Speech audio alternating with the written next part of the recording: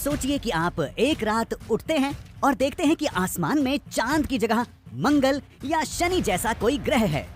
इससे हमारी पृथ्वी एक बाहरी दुनिया में जरूर बदल जाएगी, और ऐसा केवल बदले हुए नजारे की वजह से नहीं होगा। चांद की जगह किसी और चीज के आ जाने से पृथ्वी के ऑर्बिट पर क्या असर पड़ेगा? चांद की जगह किस ग्रह को लाना सुरक्षित होगा और किस ग्रह से सबसे ज्यादा तबाही आएगी? आप देख रहे हैं क्या हो अगर, और ये है क्या हो अगर हर ग्रह हमारे चांद की जगह ले।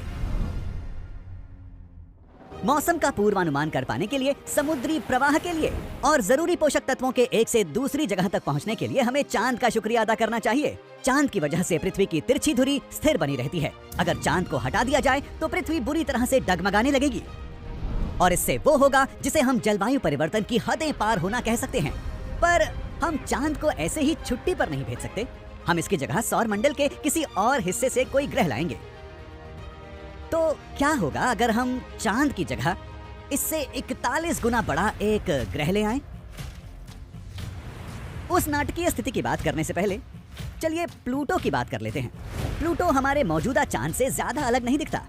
हालांकि ये छोटा होता है, और ये बात पृथ्वी के लिए अच्छी ना होती। ऐसा इसलिए क्योंकि प्लूटो का गुरुत्वीय खिंचाव चांद से कमजोर होगा।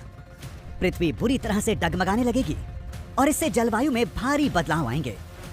आपको हर तरह की प्राकृतिक आपदाओं का सामना करना होगा। चांद का गुरुत्वीय खिंचाव हमारे रोजाना के समुद्री ज्वारों के लिए जिम्मेदार है। क्योंकि प्लूटो हमारे चांद से छोटा है, हमारे समुद्री ज्वार कमजोर होने लगेंगे। इससे जरूरी इकोसिस्टम यानी पारिस्थितिकी तंत्रों पर असर पड़ेगा। तो ये था प्लूटो का चांद की जगह पर आना। कैसा रहेगा अगर चांद से थोड़ा बड़ा ग्रह हमारे चांद की जगह ले? बुध ग्रह अपने स्लेटी रंग और एस्टेरॉइड से बने गड्ढों की वजह से देखने में बिल्कुल हमारे चांद जैसा होगा, और ये आकार में केवल 1.5 गुना बड़ा है। तो हमारे ज्वारों के सिस्टम यानी टाइडल सिस्टम और जलवायु पर इसका असर भी उतना खतरनाक नहीं होगा। सौर मंडल के सभी ग्रहों में से बुध ग्रह हमारे चांद की जगह लेने के लिए सबसे ज्यादा सुरक्षित ग्रह होगा। लेकिन मैं मंगल ग्रह के बारे में ये नहीं कह सकता। हमारे रात के आसमान में लाल ग्रह देखने में बहुत खूबसूरत लगेगा। इसकी सतह पर मौजूद सारा आयरन ऑक्साइड लाल रंग के साथ चमकेगा। तो अब रात के वक्त खिड़की से बाहर झांकने में कोई सफेद रोशनी नजर नहीं आने वाली, बल्कि हर चीज नहाई हुई होगी एक डरावने सुर्ख लाल रंग में। मंगल के मजबूत गुरुत्वीय खिंचाव से सुनामियां छोटी होंगी, पर इससे आम लहरें और बड़ी हो जाएंगी।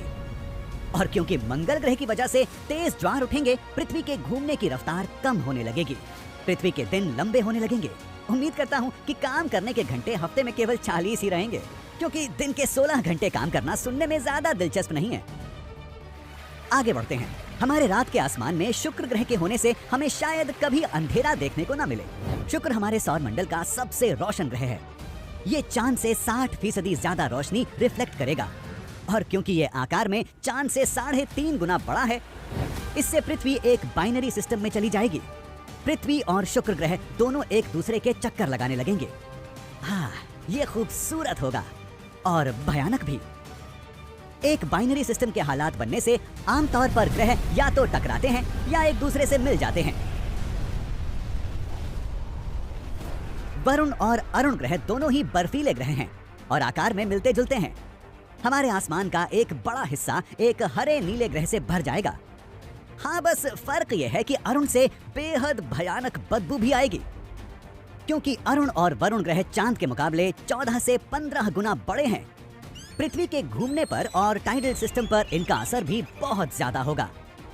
बीच हाउसेस को ऊंचे पहाड़ों पर बनाना पड़ेगा ताकि वो इन विशाल लहरों से दूर रह सकें। अब आसमान में शनि को देखना मेरे लिए सबसे पसंदीदा होगा। इसका फीका पीला रंग और छल्ले कितने खूबसूरत दिखेंगे, लेकिन कुछ दिक्कतें भी होंगी। क्योंकि शनि इतना बड़ा है, पृथ्वी जल्द ही इसका चांद बन जाएगी, और अगर पृथ्वी शनि के चक्कर लगाने लगती है तो ये वो पृथ्वी नहीं रह जाएगी जिसे हम जानते हैं। तो अब आगे बढ़ते हैं सबसे बड़े खिलाड़ी यानी बृहस्पति की तरफ।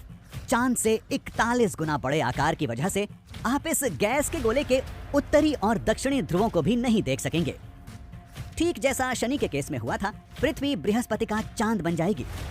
पर इस बार हालात और भी खराब होंगे, क्योंकि बृहस्पति इतना बड़ा है पृथ्वी का जो हिस्सा बृहस्पति के सबसे नजदीक है, वहां सबसे दूर वाले हिस्से के मुकाबले गुरुत्वीय खिंचाव ज्यादा होगा। इससे पृथ्वी का आकार बिगड़ने लगेगा।